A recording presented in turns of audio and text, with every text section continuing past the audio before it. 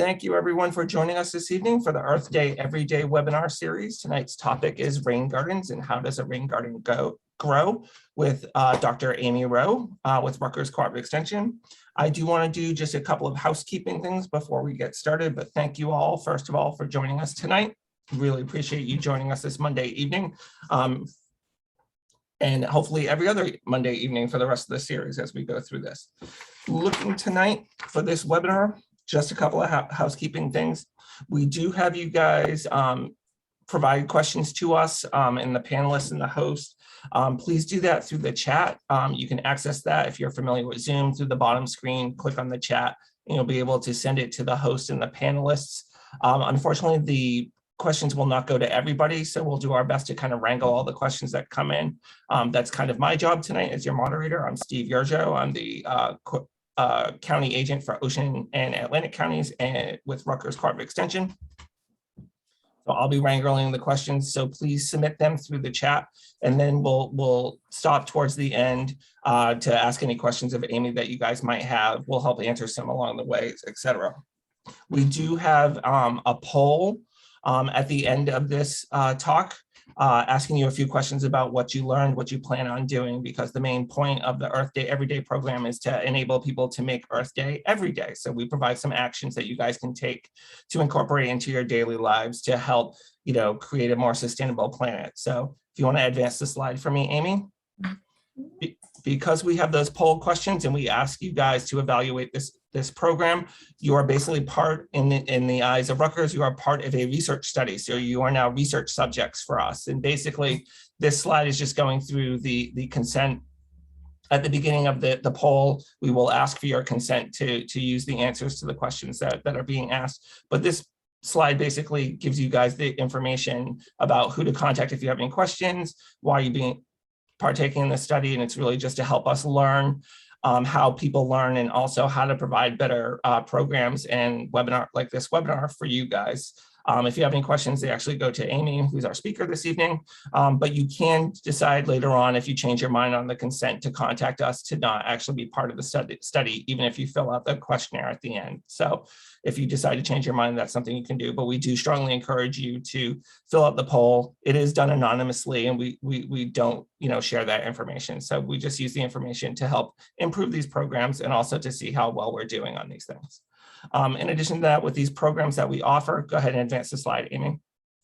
We try to accommodate all the various anti-discrimination and equality regulations that are out there. So this is a slide just saying that we try our best to accommodate people, of all shapes, sizes, creeds, etc., to participate in our programs. And this slide has a phone number and a website that you can actually find some more information on if you have any questions on that. But we do our best to accommodate as many people as possible and also to be as fair and equitable as possible with this.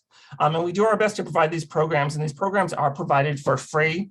But if you guys would like to make a donation to allow us to continue doing programs like this and also to help support our environmental stewards program, which helps to train people to become better stewards of our environment, I will be providing in the chat to everyone the information for how to donate to that as well.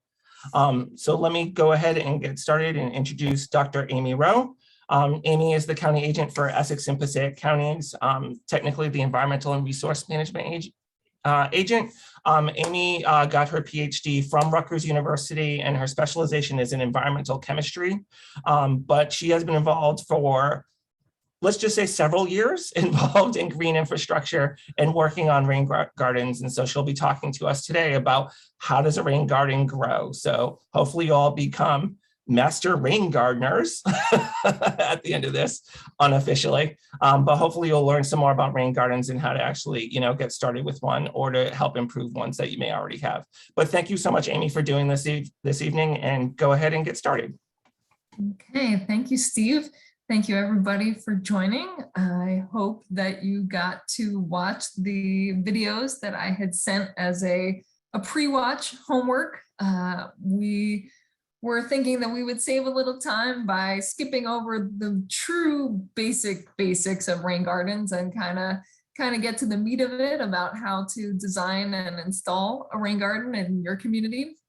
And so I don't know if you guys saw that email. I will be asking that question in the poll later. So we'll see how we did with that. But let's go ahead and get started and talk about rain gardens. So real quickly, in case you missed the pre-watch videos, a rain garden is simply a bowl-shaped depression in the landscape that is collecting and treating stormwater right at the site. Usually you are trying to combine two major goals. You are trying to provide some aesthetic value and you are trying to improve water quality. Obviously, rain gardens are meant to blend into the landscape, and they can also provide all kinds of benefits that I will go over in a second. But real quickly, I want to just show you a schematic of a rain garden. Again, you may have already seen this with the pre-watch videos. But rain gardens have different parts. The base, where the majority of the stormwater that's running in is being soaked into the ground, and the plants that are in the base are ones that can tolerate what they call wet feet, a little bit of wetness, but they also have to tolerate dry conditions, because a rain garden is not a pond, it is not a pool. Your water should be infiltrating through there very quickly. Then you have the slope area that is a transition zone. So sometimes there's wet parts to the slope, sometimes most of the time it's dry. And then the buffer area is your dry zone, where you have a large variety of plants that you can put there because they basically never get wet. But you can see what's important here is that the depth of the rain garden is fairly shallow. Again, not a pool, not a pond, not a tripping or drowning hazard. This is not a true wetland. This is a rain garden that is soaking up water that is infiltrating within 24 to 48 hours. So please keep that in mind. Okay, so again, if you watch those videos, you probably know the benefits of rain gardens, but just quickly, we want to infiltrate stormwater as quickly as possible at the source so that you are preventing runoff from even being created. Rain gardens can also remove pollutants at relatively high efficiencies. There are all kinds of things that they can remove. They can help us remove metals, particles, they can break down pathogens, and then the plants can uptake some things like nitrogen and phosphorus. So again, these are improving water quality while managing water quantity right at the source. So these can be used to prevent wet spots elsewhere on your property. And this is a relatively adaptable technique that can be used in all kinds of landscaping situations. So they're helping us manage all kinds of things in the landscape. Okay, so I'm sure you weren't expecting to be hit with math in the rain garden talk, but just bear with me. I want to show the impact of a rain garden and how many gallons of water you can infiltrate. So just let me walk you through this. Let's just say that 90% of rainfall events are less than 1 inch, which used to be true based on research. Unfortunately, with a little bit of climate change, those rainfall events are getting to be slightly larger, but we'll just use this for now. New Jersey has approximately 44 inches of rain per year. So that rain garden can capture 90% of our 44 inches. So that's 40 inches per year, which is 3.3 feet. And let's just say that our rain garden has a drainage area of 1,000 square feet, which is fairly typical. We'll get to some design calculations later. So 1,000 square feet times 3.3 feet per year is 3,300 cubic feet, which is 25,000 gallons per year. So if we build 40 rain gardens, then we will have saved 1 million gallons of water per year being recharged and treated instead of being stormwater runoff being discharged to our local water bodies. So we have 49 participants on this call. So if everyone built a rain garden in their property or in their community, then we would infiltrate and recharge more than 1 million gallons of water per year with a relatively small practice and not that much effort compared to some larger traditional infrastructure projects. So keep that in mind. A little installation can really go a long way. Okay, so again, the focus of this talk is really going to be how to design, install, and maintain a rain garden, because we want to hit you with the practical tips of what you can do at your home or in your community, rather than just sitting around talking about the theoretical aspects. So let's dive right into how do we do this? Well, there's 3 easy steps to a rain garden: planning, installation, and maintenance. That's it. That's simple, right? Yeah, right. But we can help you get through this, and we're going to walk through the steps. And remember that your cooperative extension office has lots of people to help you. So don't be scared. Be sure to reach out.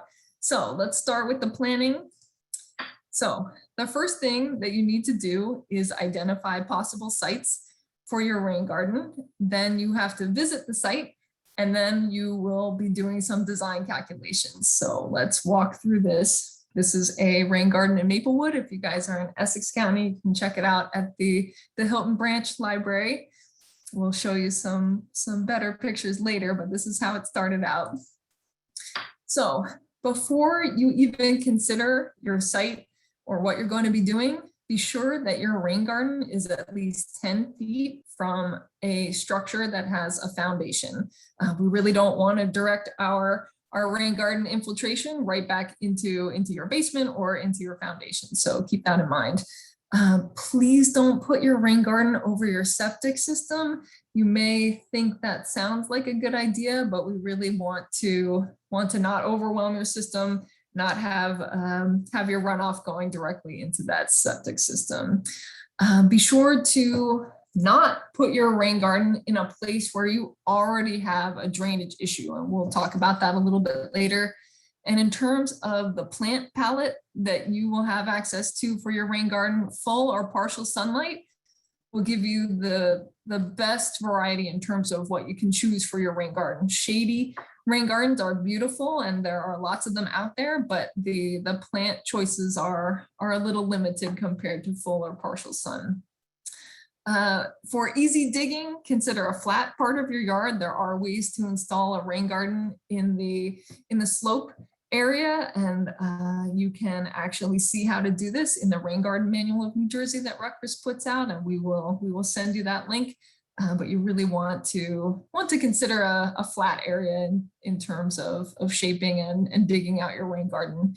And then finally, please avoid large tree roots. Trees are already doing amazing water management and soaking up our rain and runoff, and really doing their part to help manage stormwater. So make sure that you're not impeding that by digging through established tree roots. Just avoid the drip line of any trees that are on the property that you're taking a look at. So with that said, for your rain garden, you need to identify the drainage area. So oftentimes at the residential or municipal level, this is going to be a rooftop of a nearby building or a parking lot or a driveway, some kind of paved surface that could also provide water for your rain garden. So take a look around, see if you have a rooftop nearby or have a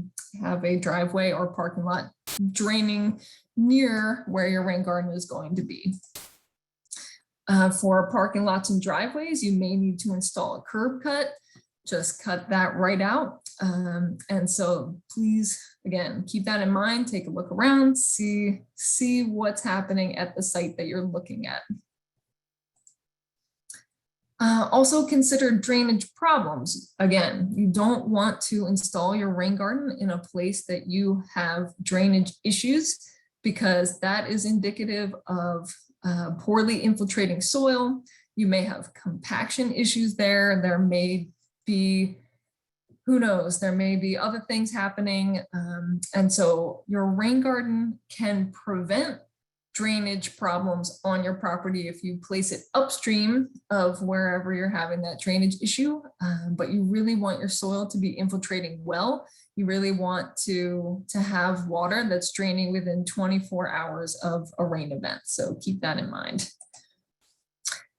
Also be sure to talk to whoever is landscaping at this property, either the municipal DPW or whoever works on your property or in your community on the local property that you're considering your rain garden. There are lots of communication issues. I've installed rain gardens and then they've been completely mowed by the facilities people that were simply mowing what was out there, not even noticing that the rain garden had been installed or thinking that there were weeds. So make sure that you communicate with whoever is maintaining the rest of the property if they will not be involved in the rain garden installation. So just be careful out there. Okay, so another important thing is to look at how stormwater flows on the property currently. So you really want to go out there when it's raining, see how things are flowing, see where it makes sense to install a rain garden. You don't want to be dealing with being upstream or downstream if your flow is going the wrong way. So make sure that you quote unquote go with the flow and make sure that your rain garden is receiving water in a way that makes sense rather than having to redirect and get through obstacles and all kinds of things. So take a look at what's happening on site in terms of rain events and see where that water is ending up. Okay, so now the important thing to do is to figure out the drainage area that will be going into your rain garden. So this will be used to calculate the size of your rain garden, which is very important to the design. So if you have a rooftop that will be providing the runoff to your rain garden, you just need to figure out the surface area. So generally that's length times width of that rooftop. And you need to see how many rooftops or if both sides of a building will be going into your rain garden. So just figure out how many downspouts will be contributing. So in this particular case, you can see that this rooftop has one downspout and this one over here has one. So we're actually adding 2 of the rooftop surface areas. So we have 300 square feet plus 200 is 500 square feet total. So that is the drainage area for this rooftop. If you have a parking lot or driveway, you will probably need some surveying equipment to figure out the surface area, or you may need to just take a look at how water is flowing during rain events and kind of estimate it from there if you don't have access to survey equipment. And again, Extension can help you if you are having issues with that. You can also work with an engineer, especially if you are working with municipality, they may be able to help you figure this out. Okay, so if you have your drainage area, the next thing that you need to figure out the design for your rain garden is the type of soil that you have. So this is very important.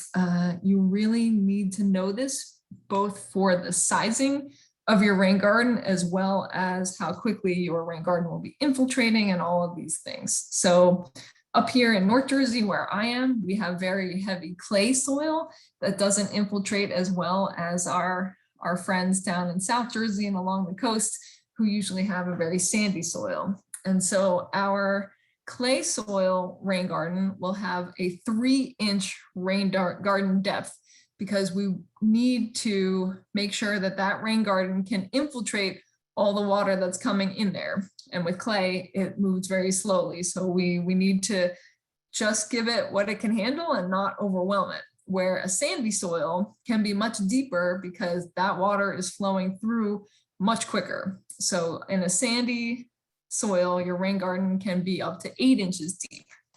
And then if you have a loam, which is in between, you can usually have a depth around 6 inches.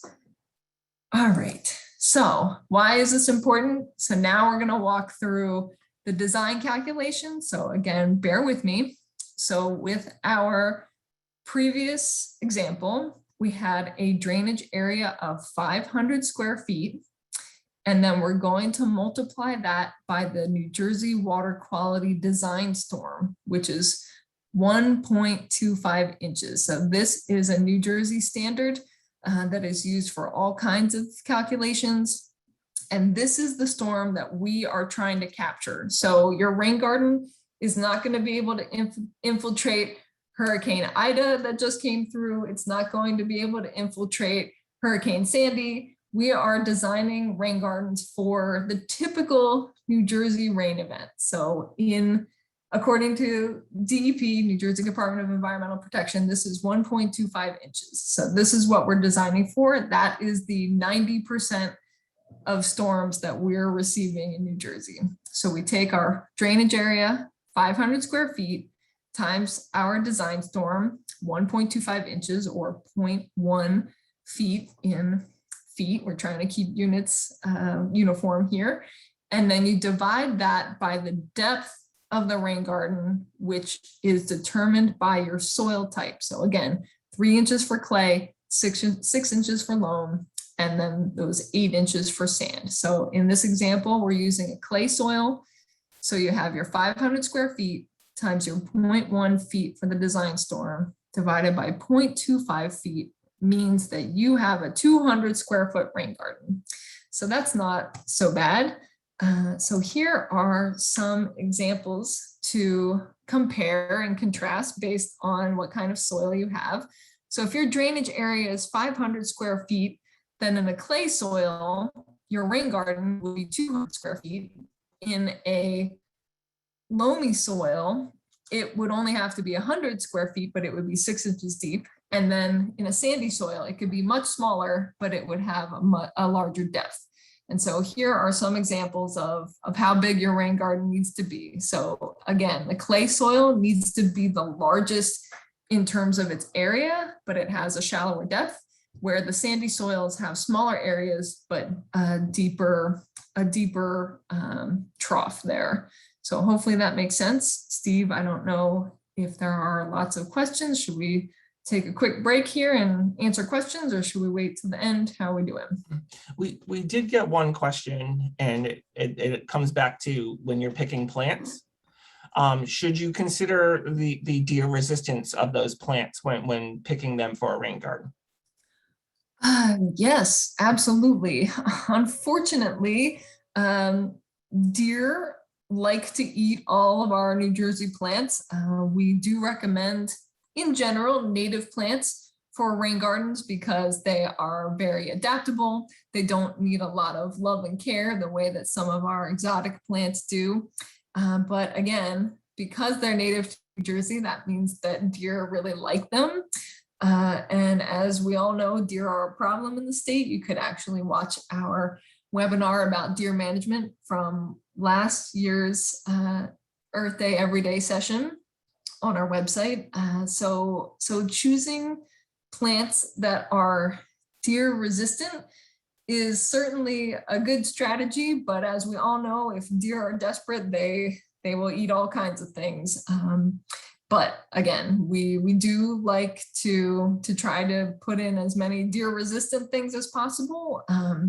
You may need to install a possible fence or a barrier, especially when your plants are getting established. So consider that as well.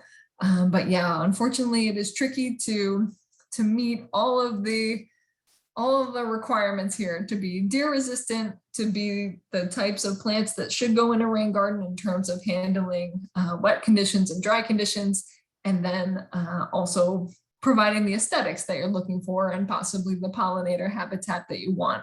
So it really is a balance, but yes, we do recommend deer resistant native plants if you can get those. Okay. We do have a couple of good. Yeah. Go ahead. No, it's good. Well, we do have a couple more questions that have come on board, but I'll let you continue on, and then we can take another break and ask those questions then. How's that sound? Okay, let's keep going then. Wasn't sure if all the calculations would spur some questions, but I guess people will figure those out later. Okay, so before you do anything, so you've done your site visit, you've done your planning, you really need to know what's happening below the ground that you're looking at. So please, please, please, the utility lines, please call 811, call before you dig. It's actually the law in New Jersey. There are a phone service that's open 24/7, and they will come and they will spray and put flags where you have all of your utility lines, because you really don't want to hit your gas, your electricity, your cable, whatever you have. So please be careful. Please give them a call, and they're very accommodating and can help you. Okay, don't forget to take pictures. You really want to keep track of your progress, see what it looked like before you installed your rain garden, see what it looks like after. But it's really helpful to see what you started with. So take pictures at your site visit, take pictures doing anything, so you can see the beautiful transformation that your site is going to undergo. Okay, so people ask a lot of the times, how many plants do they need? Well, this is tricky because it depends on what kinds of things you're planting and how big those things are going to be once they are mature.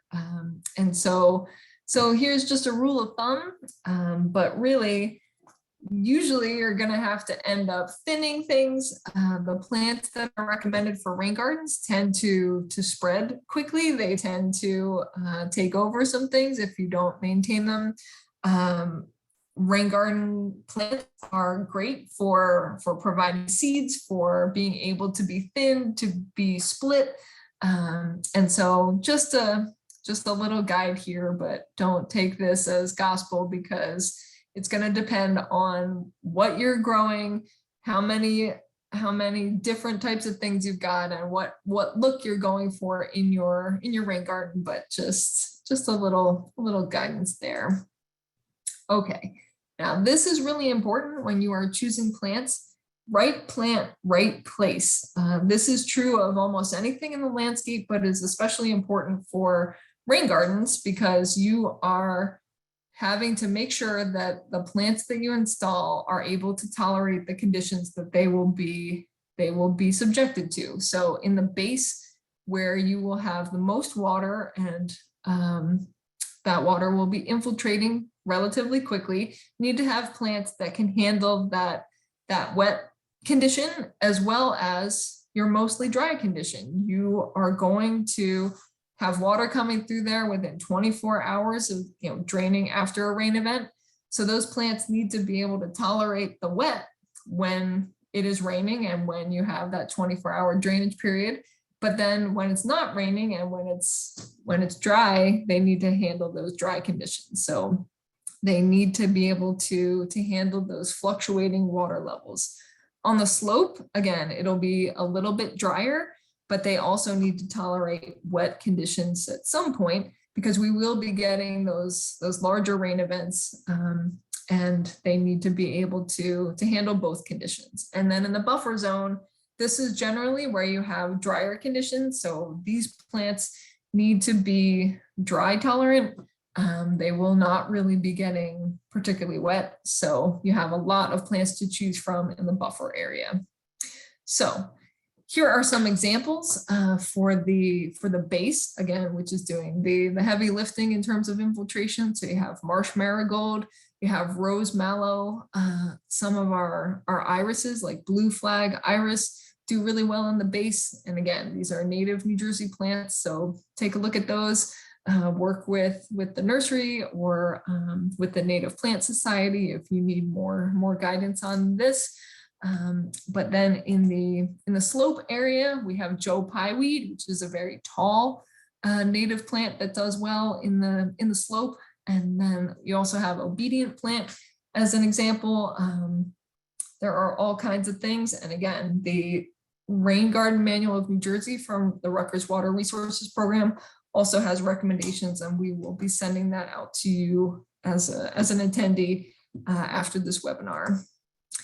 So then you have the buffer area. And again, you have lots of choices here. We have black-eyed Susan, we have bee balm.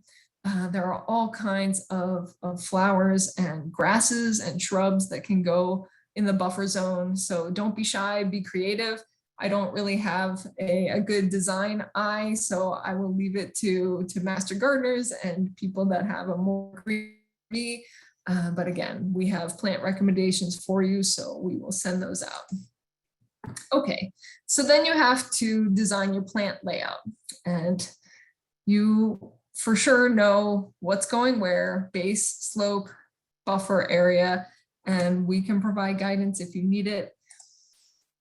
Then you may need some other supplies. So you may need some river rock, you may need some PVC pipe to direct the flow, you may need deer fencing, as one of our participants so effortlessly brought up. And then you'll need hoses and sprinklers, because despite the name rain garden, you may need to water your rain garden while the plants get established. Unfortunately, this year, if you installed a rain garden this year, you may not have had to water it. We've had so much rain. But yeah, you will need to make sure those plants are happy as they're getting established. So now we need to install the rain garden. And these are the steps. It's so easy. Look how straightforward this is, right? But yeah, let me walk you through these. I don't know if there are any questions right now. Steve, how are we doing? We do have a couple of questions if you have some time to answer them. Okay. Someone asked about the placement of the rain garden, and when you said that the area should not be wet or have ponding water, does that mean that it should be for, no ponding for the entire year, or just in certain seasons? Should the water be ponding for the entire year? Is that a bad choice, etc.? I don't know if that question is specifically for something like a high water table or for flooding that is unusual. But if you are getting into those site-specific questions, Extension can help you on a per site example. I don't want to generalize for everything, but we really recommend that the place that you're installing your rain garden does drain well. So I skipped over a slide that was talking about a percolation test, which can give you an estimate of how quickly water infiltrates on your property. And I can send directions on that for knowing you really want to be infiltrating at least an inch per hour.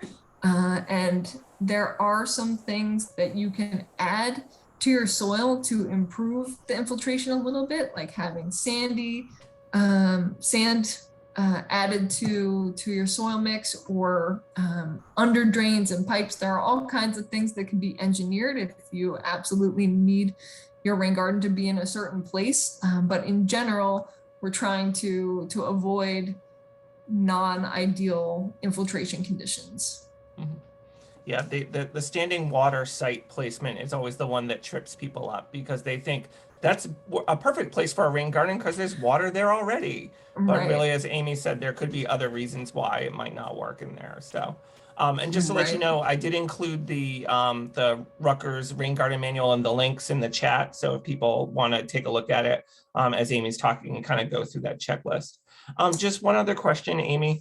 Someone wanted to use their rain garden, or at least the concept of having a rain garden, to absorb the output from their sump pump. Now that is actually creating some of the wet areas on their yard. So they were wondering if that would be a good place to put a rain garden where the output from the sump pump is. Sure, so that's really a nice idea. You would need to figure out the volume that you're generally pumping, and I'm sure that the sump pump is probably pumping when you're having a very large rainfall. So as I said previously, most of our rain gardens are designed for a 1-inch rain event. And so they're not generating a truly very high volume. And so I think some more calculations would need to be done. We'd have to understand the output of your sump pump, but that concept has certainly been used before. It just depends on your actual site's condition.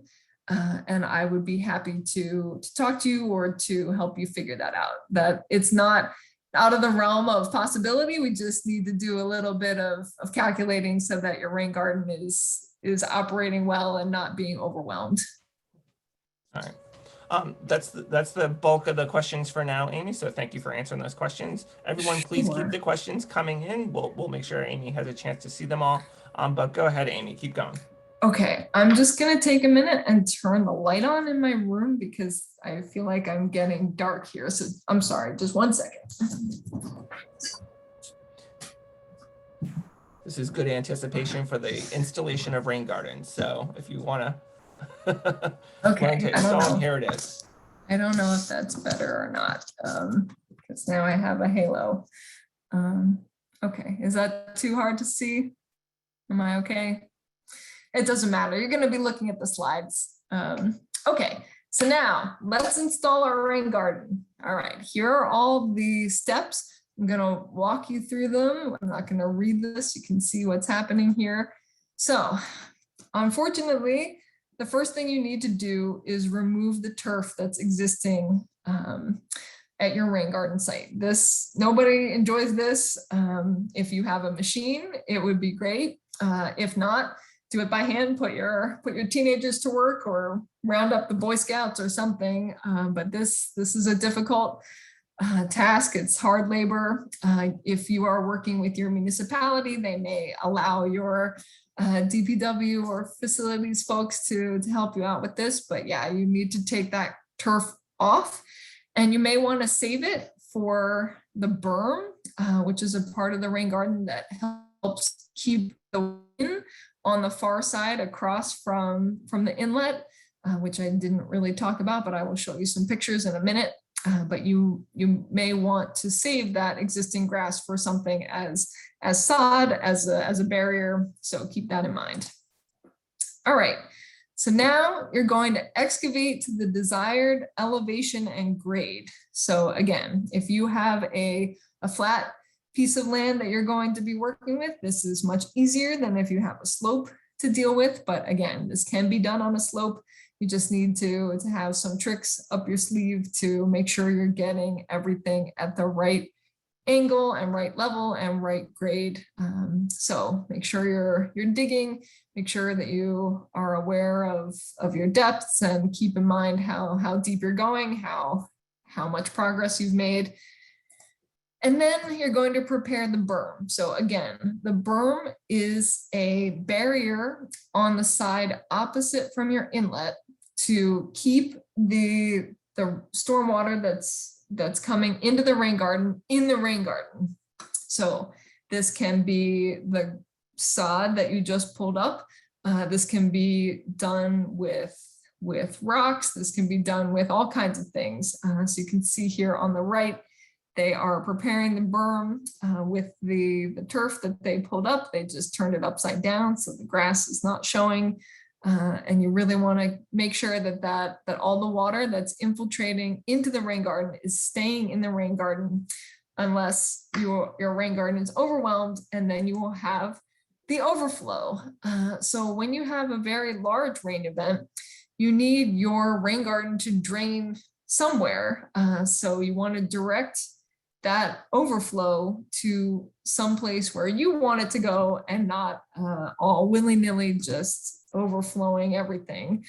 So you can install a pipe, you can connect to an existing stormwater infrastructure if you have a drain pipe nearby, if you have a drain that you can connect to, or you can make it out of rocks, you can put in a PVC pipe, anything that will provide an overflow at a certain depth above where your rain garden generally will be. So again, if you have your clay soil rain garden that is 3 inches deep, you want the overflow to be above those 3 inches. So just keep that in mind, and you'll put the overflow in the berm area. It should be across from where the inlet is, so that the water has to flow all the way across your rain garden to get to the overflow, allowing the rain garden to infiltrate as much water as possible. Okay, so now you need to do the leveling of the base of your rain garden. This is the workhorse of your rain garden. It is doing the main job of infiltrating, so it needs to be as level as possible so that you're not creating preferential drainage areas, so you don't have standing water ponding, so you don't have little pools, so that you don't have all of those things forming. You really need this to be level. It needs to drain uniformly across the whole rain garden and not just ponding right by the inlet. Again, try to make this as level as possible. You can see one of my past colleagues, Greg, is using a string level here. He's measuring with the ruler and with the string level attached to the string here to try to see how level that is all the way across the rain garden. Because again, if this is uniform, then you will have much better performance of your rain garden. Okay, now it's the fun part. You get to plant the plants. So this is the time when you're going to be getting the community involved. If you're doing this as part of a larger event, get the Boy Scouts involved, get the garden club involved, whoever. It's great to have a lot of volunteers for this piece to get everyone into this project and to get people energized for managing stormwater. So I'm sure you guys know how to plant plants, but make sure you take them out of the root ball. Make sure that you are roughing up the roots so that they are not root bound after being in those pots. And maybe you have little plugs, like 2-inch plugs, to make sure that you're careful with those, because those are a lot more fragile than these larger plants. Okay, so again, I'm sure everyone knows how to plant plants, but when you are working with a lot of people, if you have volunteers, then you may need to teach people how to plant plants. So you want them to be as successful as possible. So make sure that they are digging the hole the same depth as the root ball. Just keep that in mind. You may need to teach people how to plant plants. And then again, you need to water the plants. Despite this being a rain garden, you really need to provide that water so that your plants can be successful and can thrive and actually get the water that they need. So keep on top of that. And so we have gone through design and we have gone through installation, but one thing that's very important is maintenance of your rain garden. Please don't skip this step. There are both long-term maintenance needs as well as short-term. So we're going to go through these really quick. I know we're getting to the end here. I do want to leave time for questions. So let's look at these and we'll get to questions in a minute. So we just went over watering. That's most important in the short term. And then we also need to weed in the short term.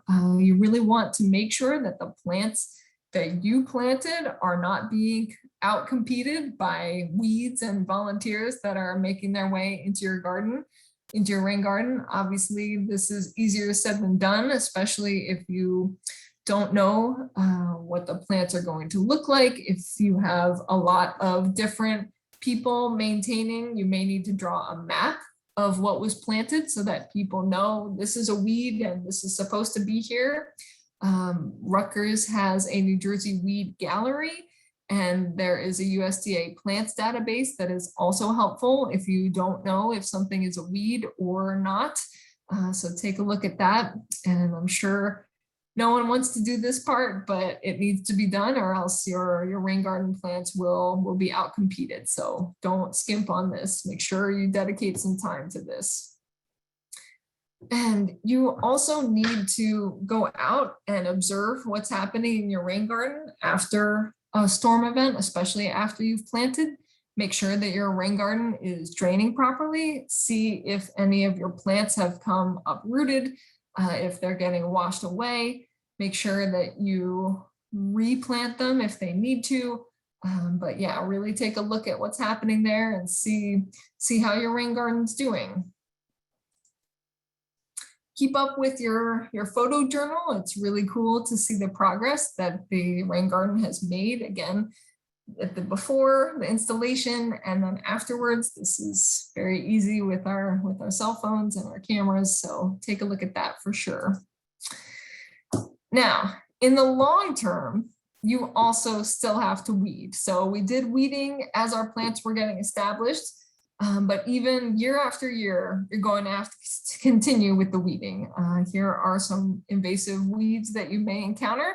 On the left is a terribly embarrassing photo of a rain garden that I planted in Newark. Unfortunately, we had some miscommunication about who was going to be upkeeping this rain garden. I thought the city of Newark was, the city of Newark thought Rutgers was. So you can see our very terrible weed problem there. We did get it under control, but it took a lot more effort than if we had kept up with our weeding. So please don't be like us.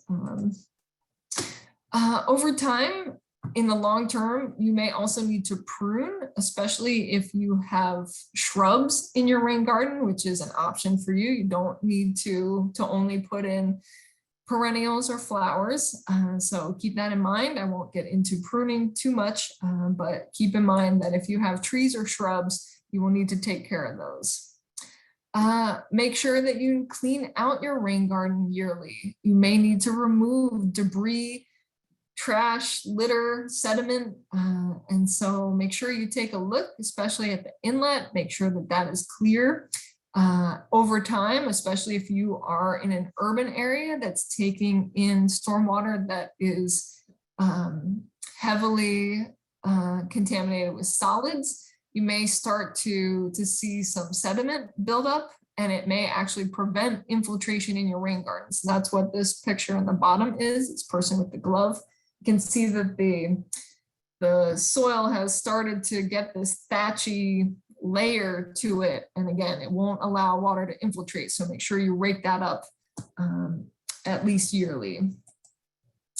If you have grasses in your rain garden, you may need to cut them or mow them. Again, you want to mow these things when it is very early spring, just first few weeks of growth, and then be aware if you are getting into later spring, there may be ground nesting birds that may be in your rain garden, because again, you're providing habitat. So just keep an eye before you get the mower or the weed whacker and really take a look at what's in there. Okay, keeping up with your photo journal.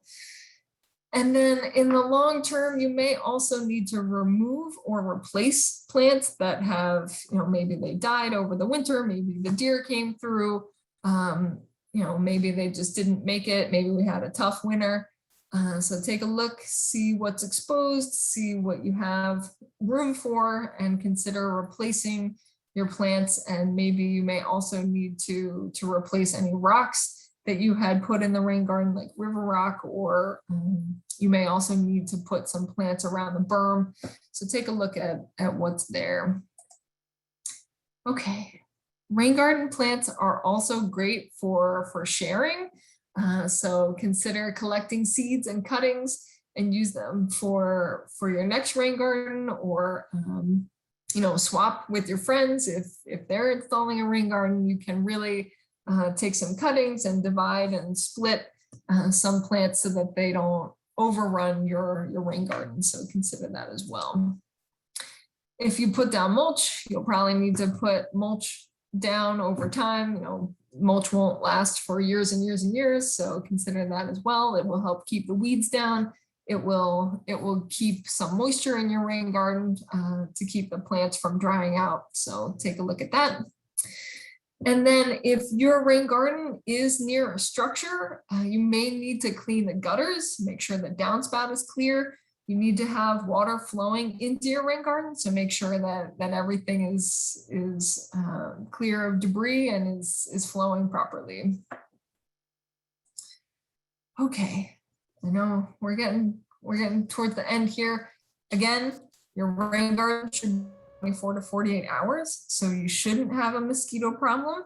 If you do have standing water in your rain garden, then you have a drainage issue, and Rutgers Cooperative Extension can help you fix it. So please be aware of what's happening. Go check your rain garden after a large storm event, after any storm event, and make sure that it's draining so that we do not have a mosquito breeding pool. Okay, we went over deer a little bit. Unfortunately, you may need to install a deer fence, especially as those plants are getting established.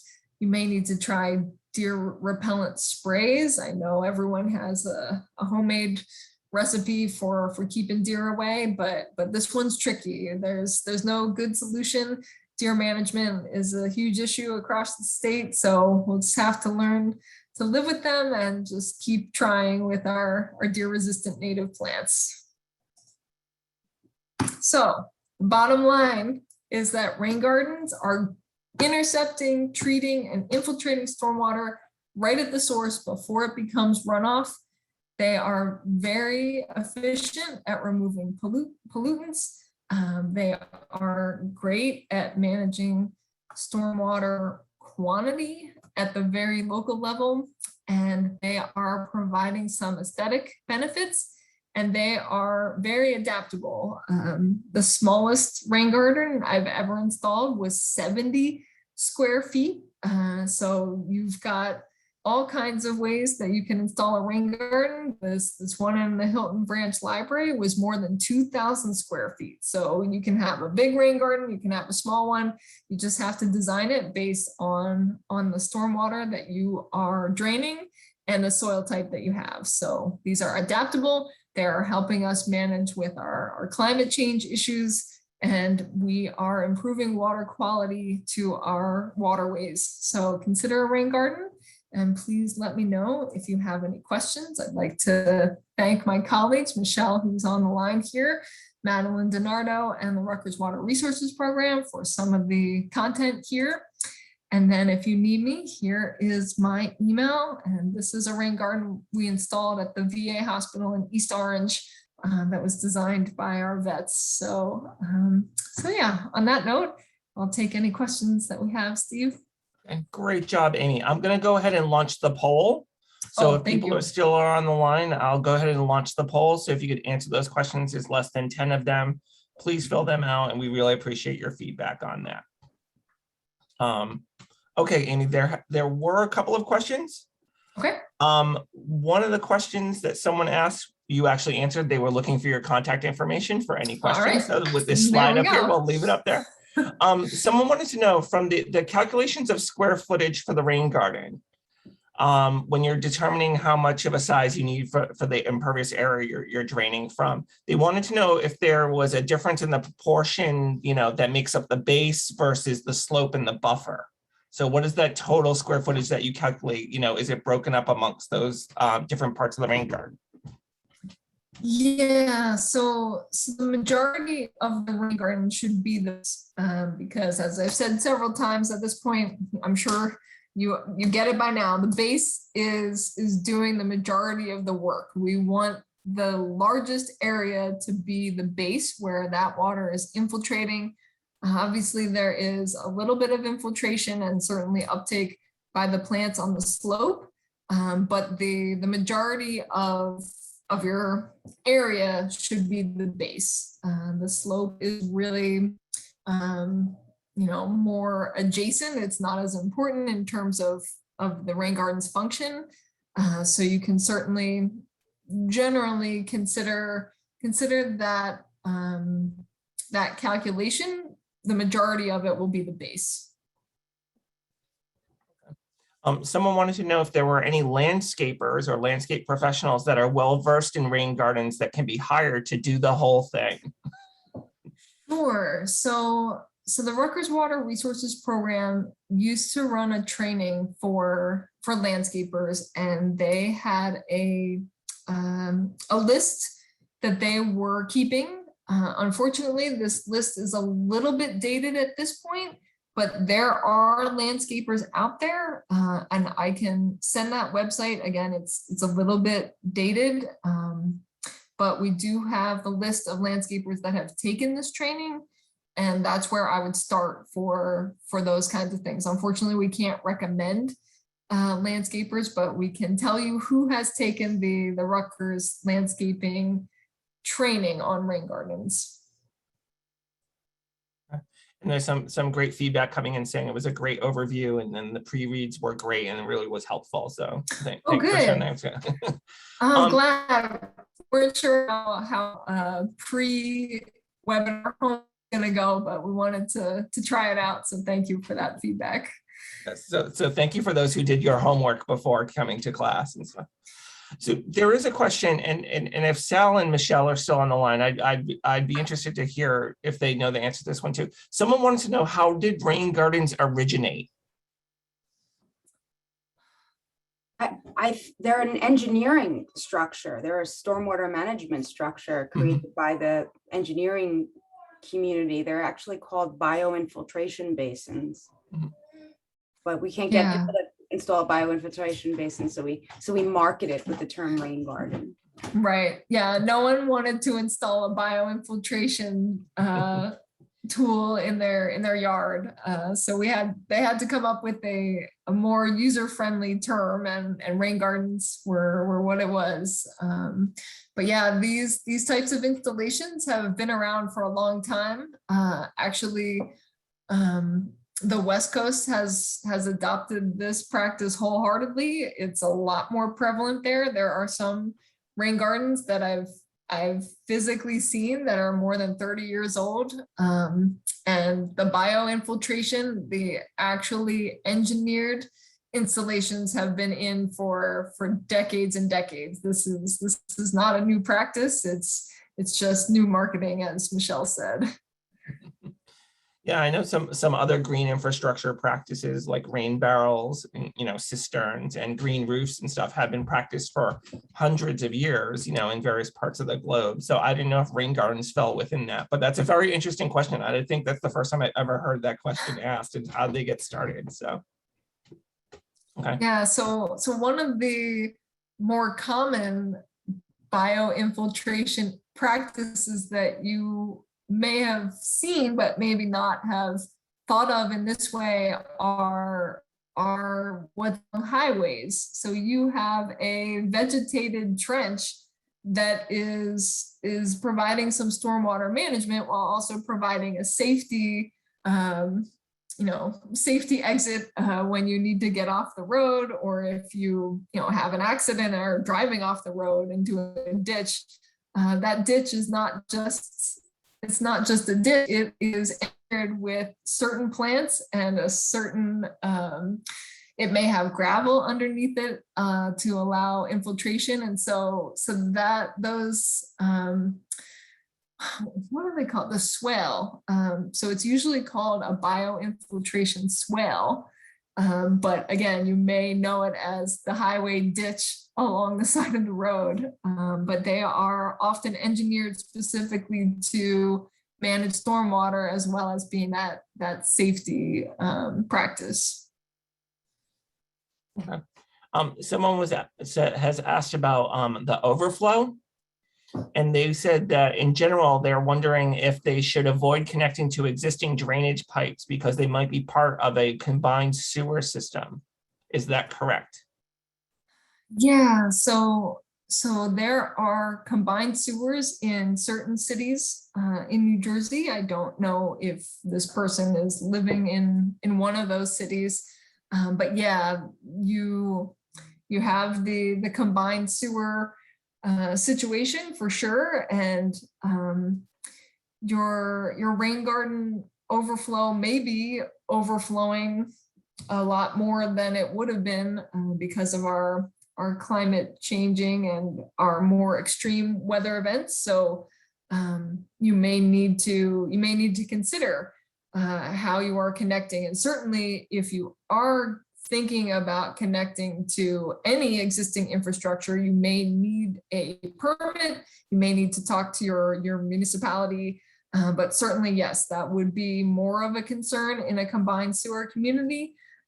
So yes, and if this person has questions, please contact me, because we do want to be careful and we want to make sure that we are doing things appropriately, and yes, connecting to existing infrastructure in any municipality is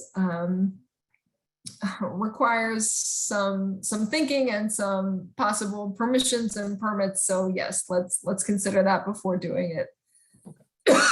Excuse me. We've got one final question for you, Amy, but I just want to say two things. First of all, thank you to everyone who filled out the poll this evening. Thank you for doing that. And also to give you guys a heads up, next week's talk is, are you ready for New Jersey's new plastic pollution reduction law? We'll have a representative from the Association of New Jersey Environmental Commissions talking about the plastic prevention, basically the plastic bag law that's going to be taking effect shortly within New Jersey. So join us next Monday at 6:30 for that.